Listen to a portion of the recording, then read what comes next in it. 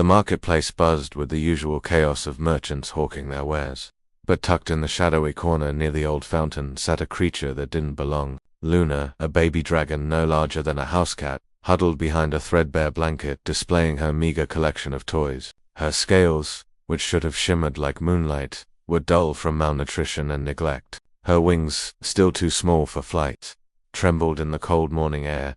She had been selling her toys for 3 weeks, now each one a memory of a life she barely remembered. The wooden horse her mother had carved before the hunters came, the cloth doll that smelled faintly of smoke and safety, the silver bell that once hung around her neck, marking her as loved. One by one they disappeared into the hands of passers-by who never asked why a baby dragon was alone, selling the only possessions she had left. Today, only 2 items remained, a small mirror with a cracked frame and a music box that no longer played. Luna's stomach growled painfully. She hadn't eaten in 2 days, and the baker had chased her away that morning when she tried to warm herself near his ovens. Cameron first noticed the baby dragon on his way to the blacksmith. He was a woodworker by trade, a widower who had lost his wife to illness 2 years prior. His daughter had been stillborn, and the grief had carved deep lines into his face that made him look older than his 35 years. He carried that sorrow like a stone in his chest, heavy and constant.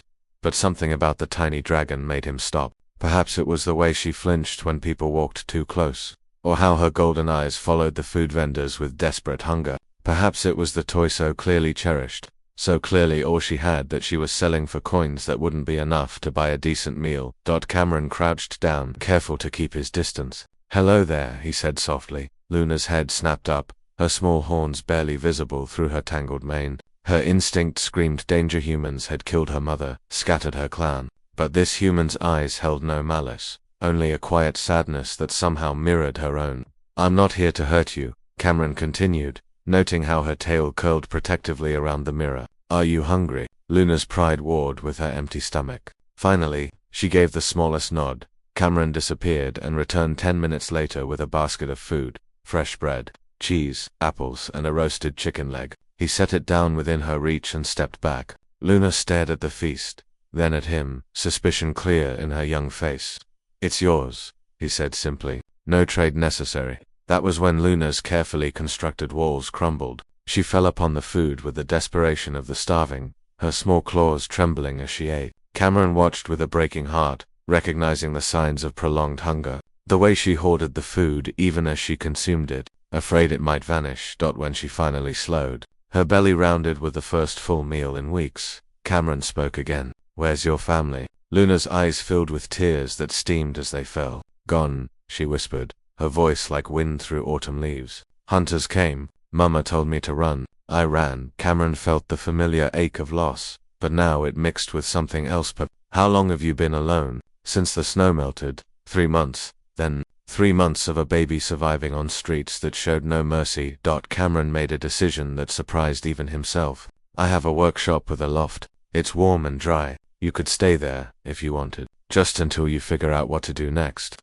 Luna studied him with ancient wisdom in her young eyes. Dragons could sense intent, could smell lies like sulfur on the wind. This human spoke truth. More than that, he carried his own pain, his own scars. Perhaps that's why he understood why. She asked. Cameron smiled sadly. "Because everyone deserves a family, and I have room for one more."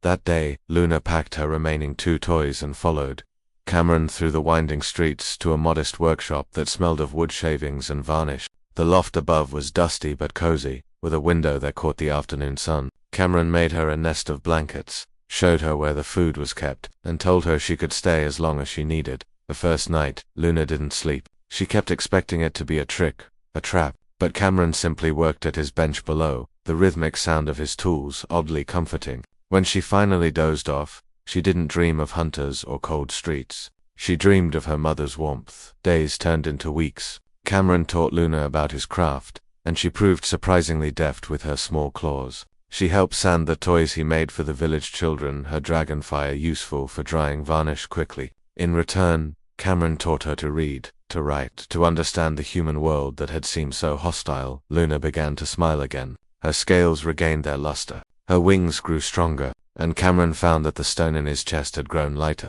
The empty cradle in the corner of his workshop now held Luna's treasured toys, not sold for survival, but displayed with love. One evening, As they sat together eating dinner, Luna looked at Cameron with those knowing golden eyes. "You saved me," she said quietly. Cameron shook his head, his own eyes glistening. "No, little one. I think maybe we saved each other."